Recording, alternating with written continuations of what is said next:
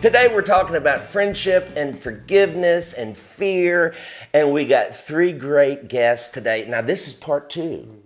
If you haven't seen part 1, you need to go back and watch that.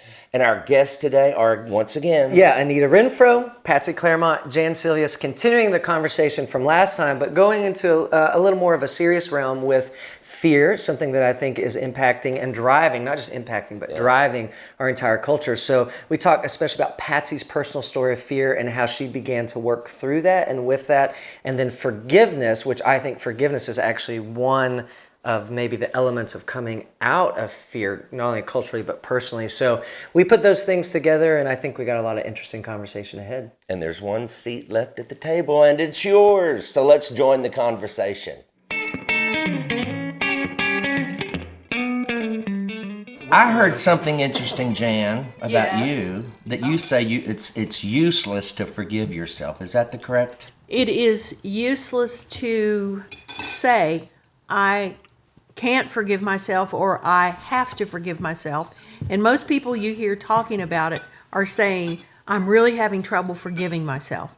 And there's a reason they have trouble forgiving themselves is because we were never intended to forgive ourselves. Nowhere in Scripture are we told to forgive ourselves. We are told that we are forgiven by God through Christ. We are told that we are to forgive, and the people we are to forgive are those who have offended us. But nowhere are we told, and by the way, while you're at it, forgive yourself for that last affront, for the way that you hurt Mark. You need to forgive yourself. I meant to. That may be one of the reasons. I'm not the reason. See, God knew.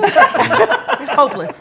And so what we have to come to is to recognize I'm not equipped to do that. So I have to humble myself to receive forgiveness from God and to forgive other people, to give forgiveness to other people. That causes a lot of humility. Really, if we're saying that, and it is an honest,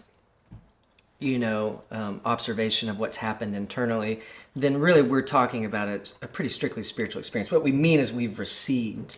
Yes, it is received. Now, it is absolutely correct, and the actual transaction is, I know I've been forgiven by God, and I receive it, but that takes humility. But forgiveness is a transaction. It's something that has to be done for you. Right. Well, it's a finished And to work you. of Christ. Right. So for us to think we can add or subtract anything to that is where the arrogance comes in, Right. and where the possibility for humility to be birthed and grow inside of us happens. You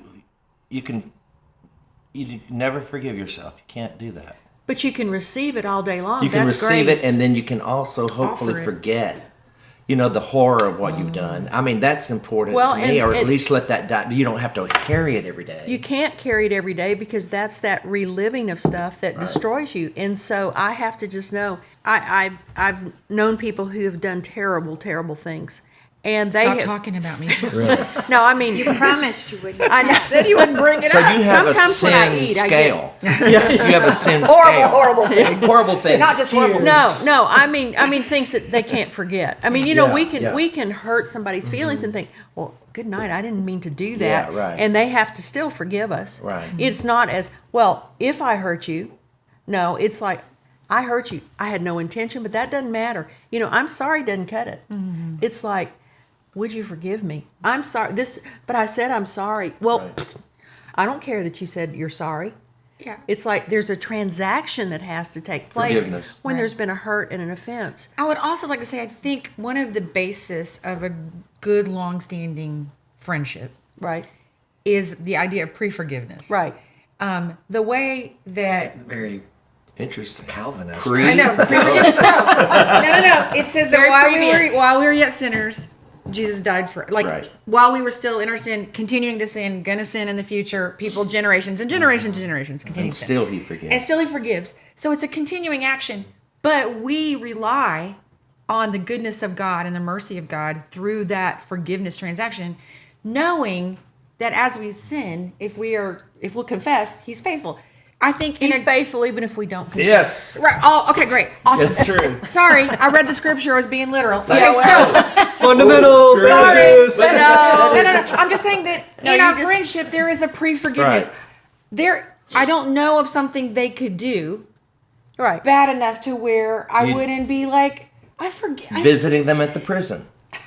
Staying with them Yeah. overnight Right. while they knit. Okay, I'm just saying, there's not things that I can't imagine a scenario. I mean, one may Right. exist, and Well, people I have can. certainly done it. Okay, go ahead. Murder my sister. Yeah, that's a good. I'd That's have a good a problem. That'd be a problem. Hanging out with you.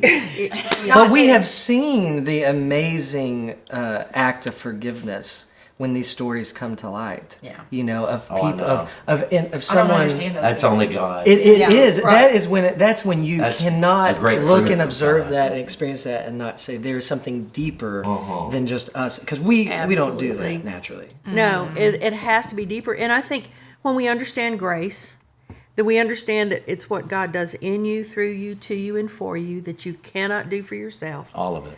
then we understand it's all of Him.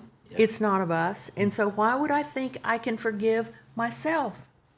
Okay, but Well, it's tell kind me- of nice. I Not, can now you're saying we don't have to. We don't have That's the good news. Mark's on the You know- loose. I am loosed. I no longer have to worry about forgiving myself because it's something someone has to give to me. I do and it's like already that. been given to And it's you, already so been you given can to me just by live Jesus. in it and Right. say, "I'm forgiven." Yeah. And when we Justified. and we're very forgiving toward people when we recognize we're forgiven. Forgiven people forgive people. Yes. Unforgiven people who are holding on to, I just can't forgive myself. And you know what? I'm having a little bit of trouble with you. Yeah. Forgiving someone else is really in your best interest. Absolutely. It sends away your right to punish, but it also sends away your connection to the offense. It's like, I'm not connected to this offense anymore. I'm not Those going to people bear are it. not taking up real estate in your head. Absolutely. And holding 1 second of a grudge What a waste of time. is a waste of time. You're right. We forget what it does internally in our bodies.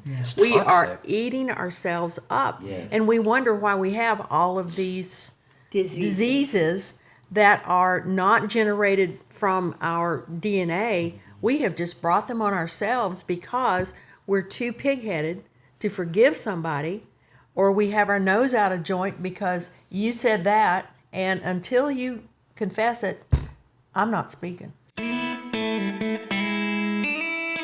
What is forgiveness? What is like true forgiveness? I've heard that something about how it is the ability to truly wish somebody well that's hurt you, which I love that. And Anne Lamont says it's when it finally becomes unimportant to hit back. I love that. Yeah. Kind of the same idea with a little more grit from Anne Lamont. Yeah, right, exactly. But yeah, I mean, to me, that's what it feels like in my own life is when I lay it down. How does carrying a spirit of unforgiveness or not being able to get to the place of not needing to hit back, so staying there, what does that do to us, the person who's holding that? Forget the person who did the harm. How's that impacting us? Seems like, I mean, what I watch is that it just seems to harden our hearts, and that the walls around them get thicker and thicker and thicker, and then to work through the forgiveness, which seems like so much of that does happen in the context of relationship, either with the person or somebody else safe that helps you get there. Then to work through that, the wall becomes so thick, nobody can really get to us anymore. So then what does that produce in our families, in our relationships, in our... I mean, we stop functioning, don't we? We stop functioning. So Yes. forgiveness is essential to mental, emotional, spiritual health. Yes. And forgiveness has been exemplified to us, right? Yes. Through Jesus. So that's our practice. Yeah. Does forgiveness even require the other person? Does it? I don't think it does. Because I think sometimes forgiveness, the other person, you're not able to ever work through it. I mean, say you've been sexually abused or something like that you cannot sit in the context of a time with that person to work through and have a conversation about it. But we would still need forgiveness for our own self. And it takes away, I think when we don't forgive someone, that person has so much more power. Yeah. Which is one of the things I talk about with kids a lot, is they just stay in that place of perpetual power. And how do you get to a place where, I mean, I think what gets confusing too in terms of therapy is the issue of boundaries and forgiveness. And how do you have boundaries where you still love? Because it can become, I'm not going to forgive because you hurt me. because I'm having a boundary. And so it almost cancels each other out in a way. So that there's appropriate boundaries. Right. To say, okay, I may not be able to sit in a room with you. We don't need to have a relationship. But you can literally, genuinely come to a place to say, I forgive you, right? Yes. We see that we've heard the stories of like prisoners and who forgive the families of perpetrators and I heard someone say it doesn't make the other person right, but it sets you free. Right? I love that idea. Yeah, it sets you free. Dinner Conversations is presented by Project Beautiful. A passionate community committed to saving innocent lives from the modern day terrors of slavery. Project Beautiful has intercepted over 12,000 people from the front lines of sex trafficking, and today you can partner with us and help. So will you partner with Andrew and me? Go to projectbeautiful.org/dinner conversations for more information. If we don't help, who will? Project Beautiful, because every life is beautiful and worth fighting for. What could you accomplish if you were fearless? Ooh, what could I accomplish if I was fearless? Well, I'd get over myself. So you would get over if you were fearless, you would get over yourself. Well, What does that mean? Well, yeah, we're you so have obsessed with ourselves, and isn't that yes, fear-driven? well, and it's scary to look at your own issues. That's it. It's very scary. It's getting over your scary. And that's where the fear comes in that scary place where you think, if I embrace this truth about myself, I'm afraid it's going to eat my lunch. Then I'm going to be the main course on my own diet here. So it's hard to look at all of that, the truth of who you are, but yet in doing so, the Lord promises us there'll be liberty in it. But it doesn't mean you're not going to be miserable on your way to liberty.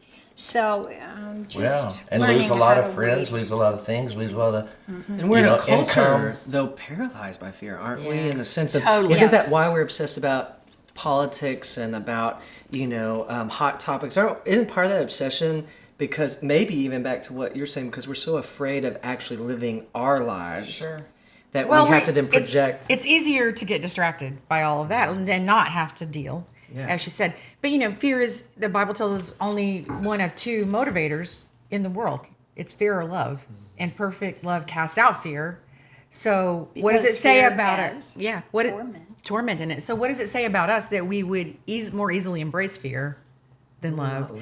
But I'm also so inspired by people like Bob Goff, who make it their daily aim to do everything out of love. Every decision they make, and I think about. How do you even do that? I don't even know, but he seems to be doing it. That's why I want to be like. It's a Do you know it's gotta, Bob? It's a choice. Oh, choice, you got to choice, follow choice. him. Follow him Yeah. on Twitter. Bob Goff. His thing, G-O-F. his thing is called Love Does, and he believes love is a verb. It's an action word, and everything he does, you know what I'm talking about. He believes that love is the motivator, and if we follow Jesus, love will. Wow. be I agree with that. Okay, I so like here's what's him. interesting. It's more a my generation thing, Mark. But the Fear just came across the table. here's the thing: is that I get almost called out if I express in the context of some conversation about culture or about in fear-based things. I'm afraid of Muslims. I'm afraid of gays. I'm afraid of the next president, whatever. If I say, well, what if we just, set that aside for now, and we get outside of our house and we go next door to our neighbor and see what they need. Or we go, we know someone's got this need, or I just go over to my friend's Patsy house and sit with Les a little bit, see how he's doing and how's she doing, and all these things that generate love and open environment of love. And I almost get called out that to actually not, I'm not saying I don't care about these things that impact our lives, but not to obsess about it is almost like kind of just walking away and taking it. You got your head in the sand. Yeah, and that I'm some kind of... Isn't it good that we know exactly what the other person's going to say? Right now, we both said We know the same cliche. But love is almost always local. And it's hard to hate it when it has a face. Fear is a horrible thing, but then there's a healthy fear too, like teaching your kids not to play in the street. Right. Yeah. You got to know where I think that's caution. Well- It's not the same thing as fear. You're right. And there's a healthy fear that looks at things as they are, but is not as obsessed with them. But the thing was that we can distract ourselves from these major fears but we also need to be aware. And so it's be aware, don't be stupid. And there are things in the world that we have to look out for, That are dangerous. and we need to be wise and not stupid. But on the other hand, look closely, because what's in your world right there is where God has you. And he's going to give you the grace for the moment to deal with that, as he will for the greater things if you encounter them. Here's what's confusing to me, though. And not about what you just said, but I'm interested. Maybe sometimes I think, well, maybe I'm just a naive, maybe I am a millennial or something, maybe I'm just dumb. You are. But I mean, a millennial. No, maybe about You're not dumb. I'm not dumb. No, but we don't know. Millennialistic. I'll talk to friends. Yes, I talk to friends of different generations, more my parents' generation, and we'll discuss what's going on, the current climate of this or that. I talk to these individuals and I say, but here's what's interesting. You're saying you're afraid of this person or that person who's in this lifestyle from that country or whatever.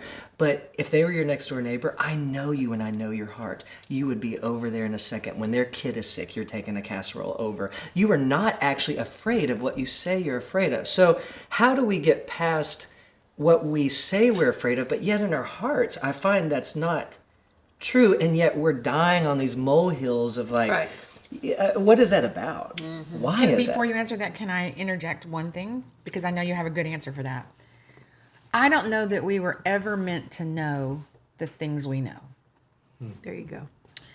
We have a 24-hour news cycle that is driving our consciousness.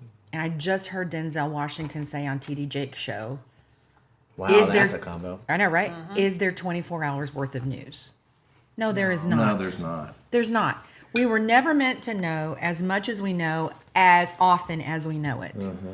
So when I hear you reporting these fears and these concerns, 94% of it is churned up out of things. If we didn't know, we would not be obsessed. We would only know local love. We would Right. only know global missions and global love. We would know that in the esoteric, larger sense, not this way that we know and we obsess and we're afraid of it because of what is in our face all day long. So I would say, first of all, we know too much and we don't know enough at the same time. But it churns these things up that shouldn't be issues if we weren't watching 24-hour news cycles. So turn the TV off and go next door, right? Love is local. Love is almost always local. So now, Interesting. what you were going to say? I think you said it well. Oh, okay, I'm We're done. so bombarded with all of this stuff. And I think we get a mindset, and that's what happens. Everybody gets in their worldview and their mindset, and it's not expansive enough to take in the next door neighbor as well as the whole world. And so it's either or. We're just obsessed with this whole huge worldview of we're going to hell in a handbasket or the next door neighbor. And the thing is, we need to be aware so we don't have our heads in the sand. But on the other hand, the Bible says, occupy till I come. Yeah. And so what are we supposed to occupy? Whatever's in front of us. Do what's next. And what we Don't can get all head up influence. about that. But I believe because of social media, we believe we can affect it. Okay, so So there's the thing. We get the Movement. news and we're like, oh gosh, I got to tweet and get people on this. And Yes. it's a false sense of action when all the action is next door.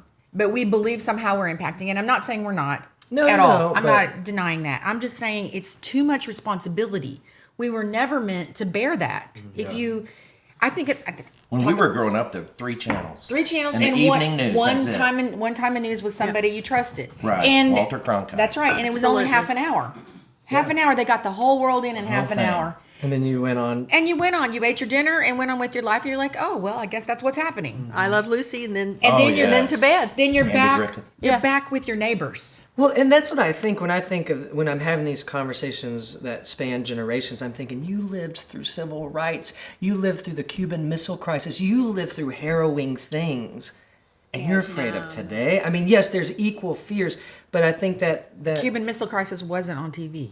No, it wasn't. exactly, we didn't know what we did. I didn't know about Okay, it it until the was. movie It came was. out. Okay. It was 1962. I didn't read about it It until was. 30 years Like- later. I watched it in college. But it was one day in your life. Exactly. It wasn't And then every we day. went on about our business because we weren't going to blow up. There was tension, but it was momentary tension. It was not this daily tension. And I think that's We were informed, but we weren't informed on an hourly basis. Well, don't you feel That's how I became agoraphobic. Same story over and over until it began to affect my mental health. And I became so stuck that I was hopeless. And I went from hiding in my house to hiding in my bed. And one day I woke up and I thought, well, where will I go from here? There wasn't much of a path open. And so it was at that point that I began to say, Lord, I want to get well. And if you'll show me, I'll walk on that path. So he began me on a very slow process, I thought, but a very deliberate one in helping me get well. And it was by the very thing she said is the fact that our brain can choose past how we feel. And so God has designed us with a will that's stronger than our emotions. So we can make a choice based on truth from a principle of God, even when our emotions are objecting. And eventually they fall in line with the truth. Wow. How long were you agoraphobic? About 6 years in my home. At what age were you at this time? I was in my 20s. And now, were you children? married? I was married. Yes, I married when I was 17. And you had children at this time, too? Had one child when I turned 20, and then that's when things were accelerated. Oh, do you think it was postpartum? I think part of it was. I think not having the insight or the information that we have today delayed some of the help I could have had. But then again, I look and I think God's timing is never wrong. So as stuck as I was, it may be how stuck I needed for my temperament to get to a place to say, God, whatever you want me to do. And when I began then to see breakthroughs, hope started coming back into my heart. And she lived in Michigan. that's a depressing place. I love Michigan. I do. No, but in the telling you. wintertime, really, everybody's agoraphobic, right? I love- like, yeah. just get me inside next to a fireplace. Yes. We have a condition, agoraphobia, panic attacks. Right. Okay. Drive that kind of a fight or flight. It's like somebody just threw in 30 rattlesnakes, but I don't see them. That's what they're feeling then. That That's is what you're they're saying. feeling. I And see. so I don't see snakes. I don't attribute what's going on inside me to what I can see. And so I target, I might be having a heart attack. There's an urgent intensity. Just as with 30 snakes, there's an intense response to do something to get out of the situation. That's what agoraphobia, a panic attack, feels like inside. Sometimes with panic, it's just not that understandable that what triggers are. Are they out there? Yes, that's how we work. So what would you say to someone who says, "Oh, that's what I go through. He's talking about me." What would you say to them? I would say, and I know from experience when I feel that, and I have felt what you're talking about, where Sure. I'll feel this anxiety. There's nothing wrong. Everything in the world is great. My heart will start racing, and I'll think everything's okay. Take a deep breath, and I'll tell myself, and literally just deep breaths help a lot for me. Sure. But I also take Effexor. I take the smallest amount you can every day, so molehills aren't mountains. Sure. Counselors. 29 years of doing this, I'm kind of used to talking with people who have been in the middle of a rattlesnake pit and don't fully understand it. And so sometimes people's support isn't quieting the reaction down enough. People are imperfect. Medications can be used supportively. They work in the physiology of the fight or flight reaction. Kind of as you described, they help chill it out. They help quiet the reaction. I see 30 snakes, my reaction to them is subdued. Is that helpful? It can be if I want to learn to deal with the snakes better. That's the spiritual part. If all I want to do is make the uncomfortable feelings go away, well, that wasn't God's purpose in providing the trial and tribulation. We're called to rejoice in trials and tribulations. Nobody does that. Yeah. Most racing hearts rejoicing isn't, well, why do the authors say that? Because through it, God's helping us grow and mature. but that would mean what I'm going through has some spiritual attributes also.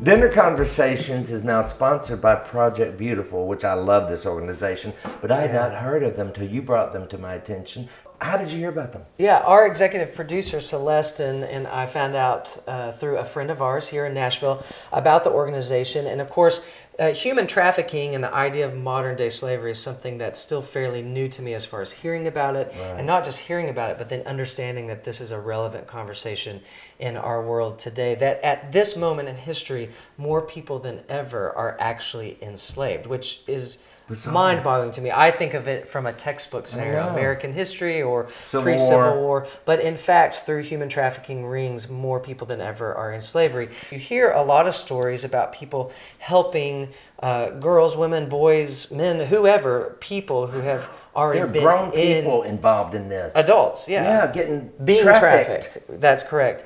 Well, what Celeste and I were initially so impressed by is that with Project Beautiful, they're not being rescued after being trafficked. They're being intercepted before they're being trafficked, as they're in the process. Yeah. So as human traffickers are deceiving them and trying to catch them at the border. That's right. Yeah. I mean, that'd be kind of exciting. Hey, let's tell them where to go. Yeah, it's an easy thing. Go to projectbeautiful.org/dinner conversations. That's how you'll find our partnership with Project Beautiful explicitly. You'll be able to partner with us there, give. We're going to give you a little something just as a thank you because of how much it means to us. We hope that Project Beautiful becomes a part of your own big picture spiritual conversation in your family. Right.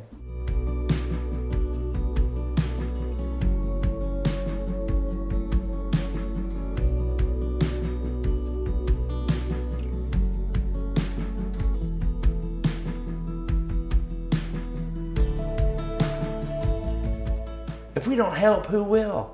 Project Beautiful, because every life is beautiful and worth fighting for. Patsy, something we talked about earlier was getting over ourselves in the element of understanding fear, putting fear in its place. Part of overcoming fear is getting over. One of the things that has really helped me in my development and growth is a truth that I wrote on 2 years ago, and that was a book entitled You Are More Than You Know. And what I learned in that is that I was more than I knew, not because I was really something special, but because God is greater than we can imagine. And because He is Creator God, He has placed within us potential beyond what we've experienced yet. We cannot get to the limit of our potential because He is potentialless in regard to what He places within us opportunity-wise as far as our gifting. So a friend came and asked me, would you like to go to a poetry class and an art class? And I said, well, I don't paint and I don't poet. And then I thought about that and I thought, well, I really need to learn how to take more risks or I won't know what I'm capable of. And so I agreed to go. And when I went to the poetry class, every time the poetry teacher would give us an assignment, she would give us a word and say, write on this. Every time she gave us a word, I would say, oh, that's that. I have nothing to say about that. And then I would have to get over myself. And I would have to say, give it a try, risk it, see what's inside here. And so I would say to myself, do you have anything to say about water? And that went down in me to a deep place and rose back up, and I knew immediately what I wanted to write about. And that was a story about my husband and I. We have been married for 54 years. And you're 56 years old. And I'm only 56. That little robber. Yeah. This is what I wrote that day. And this is to my husband. The first time I met you, and you held my hand. It was on the shore of Lake Superior. I was 15 and you were 16. The water stretched out around the world and back again. I thought I heard a song on the waves as they washed my feet and caused me to leave for a moment imprints of my walk with you. And then, as if a lake breeze had caused it, your hand found mine. My heart smiled at the thought that we, like the water and the shore, belonged together. And now we are seasoned with years and tears. We've known rough waters of change and loss. We have held tightly to each other's hand even when we weren't sure why. The crashing waves of hardship wash away at our footprints, but not our love. You are water. I am sure we belong together.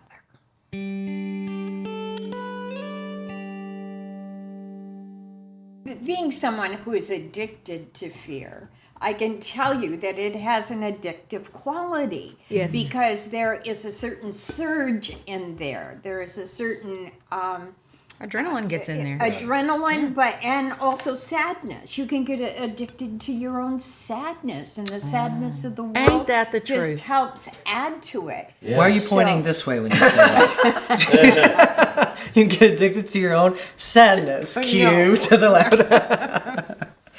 Well, addiction to sadness.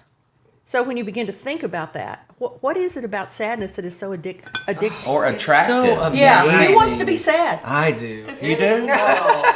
It is You so wanna be sad? Melancholy. A true Yes. What is good about it? You love to be sad? I love it. Listen, the first time I ever knew you could actually feel good while being sad was when I first heard Emmylou Harris sing. And I grew up in Texas, and that old hollowed out voice, which has always sounded old, even when she was 25 years old, sang these strains, very plaintive strains, And The fact that you use the word plaintive strains means that you do not belong to this time.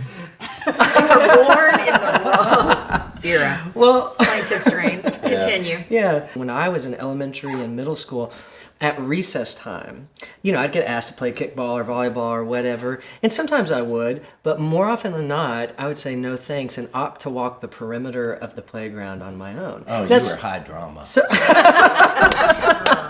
Now some of High drama. that's introversion and lack of And you probably thought medication. they were filming your life. I used to pretend I was the center of the universe, and they would be filming my life. Like no the matter where I Truman was, Show? everything was Like the being Truman yes, Show. like You I were was the- being And then he made it true. Welcome to the dinner conversation. Then Facebook made it true. That's right. Or you can only relate to the people who deal with that same It's problem. specific Right. thing. It's Exactly. You become a poster boy or a poster girl for that was. agoraphobia Yeah. or whatever. Yes, and Whatever you say that. For that. Too scared to leave the room. That kind of thing. and what I like to deal with is fear in general, because then that Yes. fits everywhere. Yes. Yeah. Brilliant. Well, it's like writing a song. You can't be too specific. Right. What in the song did you write? Mary, did you know we like to mention that every program? To learn more about Dinner Conversations, go to dinner-conversations.com. And don't forget to subscribe to our YouTube channel. That'll allow you to get a new episode every week. Like us or don't like us, and leave a comment, good or constructively criticism. And if it's really, really, really mean criticism, we can delete you.